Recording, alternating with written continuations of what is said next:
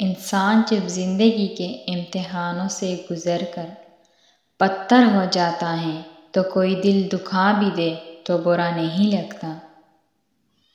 حال پوچھ لینے سے حال ٹھیک نہیں ہو جاتا، بس ایک تسلی سی ہو جاتی ہے کہ اس دنیا کی بھیڑ میں کوئی اپنا بھی ہے۔ اور کچھ عورتیں اتنی خوش نصیب ہوتی ہیں کہ ان کے پسندیدہ مرد ان کو پانے کے لیے دنیا سے لڑتے ہیں اور اللہ کے آگے روتے بھی ہیں۔ درخت بوڑھا ہو کر پھل نہ بھی دے، سایہ ضرور دیتا ہے۔ کاش یہ بات اولاد کو وقت پر سمجھ آ جائے۔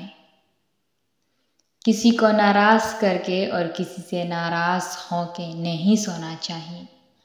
کیا پتہ ہم صبح جاگ ہی نہ سکے یا وہ ہمیں صبح نہ ملے۔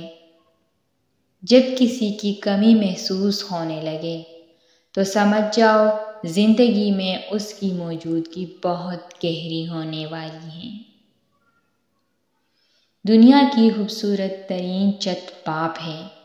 اگر ماں کے قدموں تلے جنت ہے تو باپ جنت کے دروازوں میں سے بہترین دروازہ ہے۔ باپ اگر زندہ ہے تو کسی کی ہمت نہیں ہوتی کہ آپ پر انگلی اٹھائے۔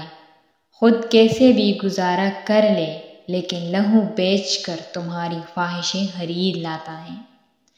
پھر بھی تم اپنے باپ سے پوچھتے ہو کہ تم نے میرے لیے کیا ہی کیا ہے۔ چابی سے کھلا تالا بار بار کام آتا ہے، لیکن ہتھوڑے سے کھلا تالا دوبارہ کام نہیں آتا۔ اسی طرح رشتوں کے تالے غصے کے ہتھوڑے سے نہیں بلکہ محبت کی چابی سے کھولیں۔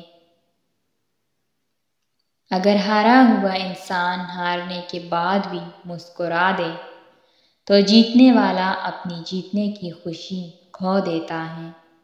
جب تم کسی پر غصہ آتا ہے تو فوراً کسی ایسے شخص کا تصور ذہن میں لے آیا کرو جس سے تم کو بہت محبت ہو۔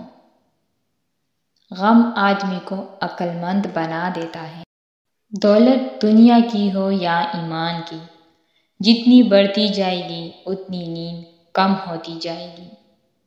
کامیابی ایک رات میں نہیں ملتی، اس کے پیچھے نہ جانے کتنے برسوں کی کڑی محنت ہوتی ہے۔ آپ کو میری یہ ویڈیو کیسی لگی؟ کمنٹ میں اپنے رائے کا اظہار ضرور کیجیے۔ شکریہ۔